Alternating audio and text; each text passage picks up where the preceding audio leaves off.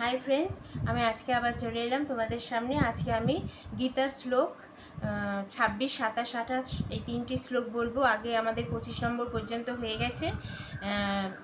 আমি এবার 26 থেকে বলবো, তোমরা অবশ্যই পাশে থাকবে আর সাবস্ক্রাইব কমেন্ট করে দেবে।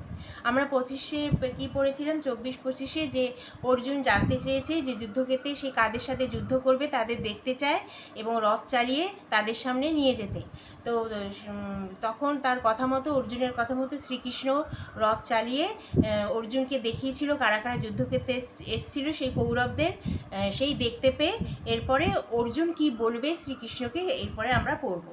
তাই 26 নম্বর শ্লোকে অর্জুন বলছে, অর্জুন তখন দেখলো যখন যে কৌরবরা এসছে যুদ্ধক্ষেত্রে, তার মধ্যে ছিল সেনাদলের মধ্যে পিতৃব্য, পিতামহ, আচার্য, মাতুল, ভ্রাতা, পুত্র, পৌত্র, শ্বশুর, মিত্র ও শুভাকাঙ্ক্ষীদের উপস্থিত, যুদ্ধক্ষেত্রে উপস্থিত দেখতে পেলেন অর্জুন।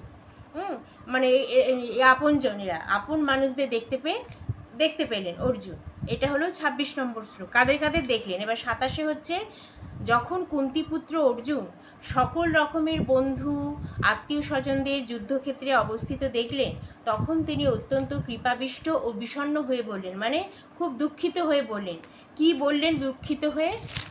এরপরে হচ্ছে 28 নম্বর শ্লোক, যে অর্জুন বললেন, হে প্রিয়বর কৃষ্ণ, কৃষ্ণকে বলছেন, হে প্রিয়বর, আমার সমস্ত বন্ধু বান্ধব ও আত্মীয় স্বজনদের এমনভাবে যুদ্ধাভিলাষী হয়ে আমার সামনে অবস্থান করতে দেখে আমার অঙ্গ প্রত্যঙ্গ অবশ হয়ে এবং মুখ শুষ্ক হয়ে উঠেছে। মানে অঙ্গ প্রত্যঙ্গ, শরীরের হাত পা যেন অবশ হয়ে যাচ্ছে, মুখ যেন শুষ্ক হয়ে উঠছে, নিজের আত্মীয় স্বজনদের বিরুদ্ধে যুদ্ধ করতে হবে বলে। এই কথা অর্জুন শ্রীকৃষ্ণকে বললেন। তাহলে এই হলো 28 নম্বর শ্লোক। এই যে অর্জুন বিষাদ যোগ, যে প্রথম অধ্যায়ের, যে মানে অর্জুনের যে কি অবস্থা যুদ্ধ করতে, এগুলোই আমরা পড়ছি। অর্জুনের যুদ্ধ করার যে মানসিকতা, অর্জুন বিষাদ যোগে। তাহলে এই পর্যন্ত হলো 28 নম্বর। এবার আমরা 29, 30 পরে নেক্সট দিন পড়বো। অবশ্যই সাবস্ক্রাইব করে দেবে আর কমেন্ট করে জানাবে। আজ আসি, টাটা, নেক্সট দিন।